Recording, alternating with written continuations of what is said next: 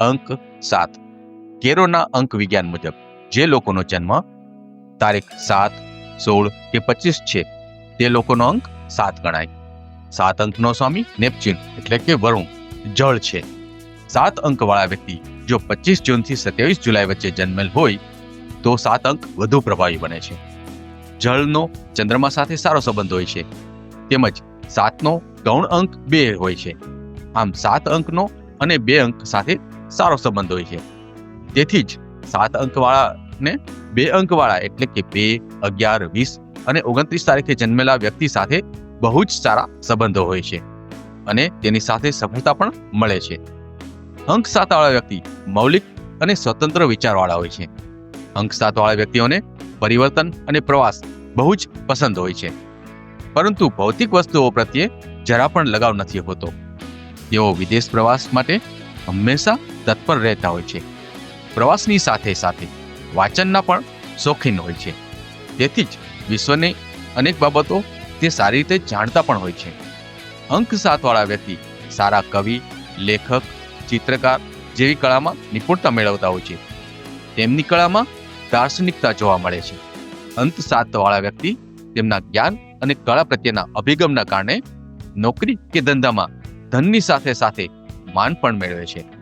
તેઓ ધનનો સંગ્રહ સામાન્યપણે નથી કરતા હોતા, પણ જો ધન ભેગું થયું હોય તો એ પ્રવાસ અને કળા કે પછી દાન કરી કોઈ સંસ્થામાં ખર્ચી નાખતા હોય છે.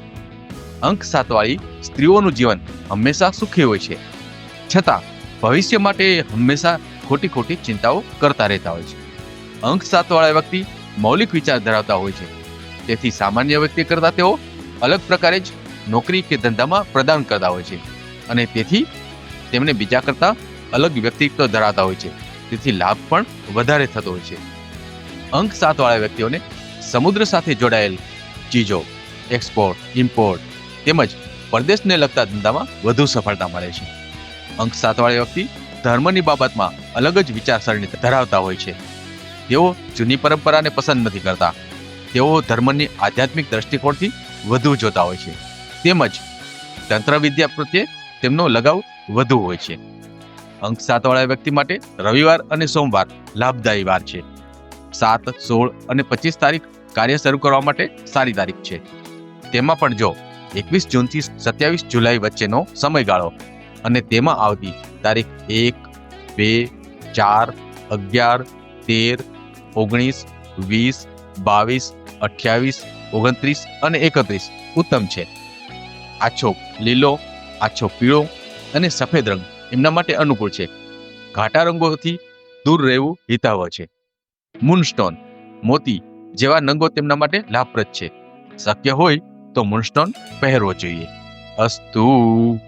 સનાતન ધર્મને લગતી આવી માહિતી મેળવવા માટે અમારી ચેનલને લાઈક, શેર અને સબસ્ક્રાઇબ કરો.